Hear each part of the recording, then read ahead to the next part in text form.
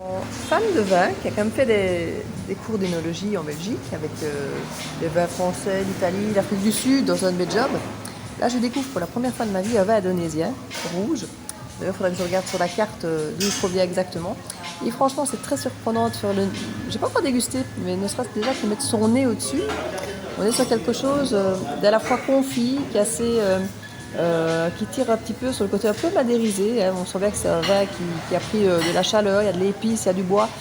Je me réjouis de le goûter, mais j'avais envie de partager avec vous parce que c'est vraiment une première expérience pour moi d'un vin indonésien. Vous me direz, ça veut déjà goûter un vin indonésien.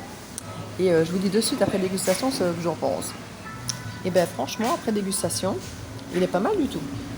Il a une belle attaque, il y a une belle présence de tanin qui donne vraiment la sensation que ça pourrait être un vin, malgré ce nez qui paraît très madérisé et très soleil, et qui pourrait quand même très très bien se garder, évidemment. Enfin, franchement, je suis très surprise. Une belle découverte, je suis assez contente. Alors bon, ici, il faut vous dire que les vins, c'est pas mon marché, hein, c'est pas quelque chose qu'ils font. Je suis à 75 000 le verre, donc on est à 4 euros. Voilà, plus ou moins 4 euros le verre, ce qui n'est pas très cher par rapport à chez nous quand on va se prendre un bon verre de vin, mais qui n'est pas non plus ici à prix habituel. Mais bon, ce ne sont pas des buveurs de vin ici, hein, ils sont plutôt à la rack ou à la bière, donc c'est correct. Voilà, c'est une sortie un peu chère aujourd'hui. On est dans un lieu où on mange des pizzas. Je vais d'ailleurs vous montrer quand elles arriveront.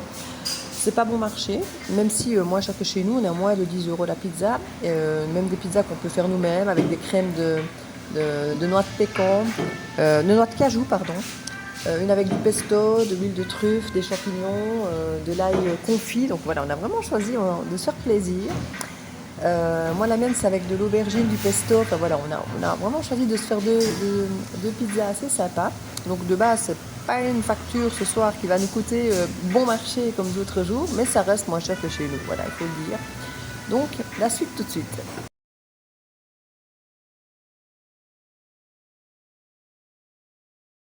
La carte, comme ça vous découvrirez avec moi.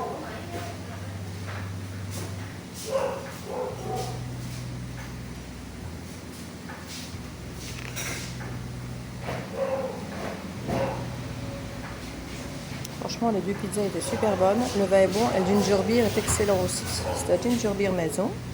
Hop là. La maison, il est quand même dans une bouteille, mais à leur nom.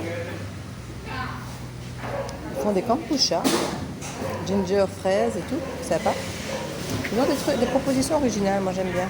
Et voilà les fameux verres. Sababa et Red.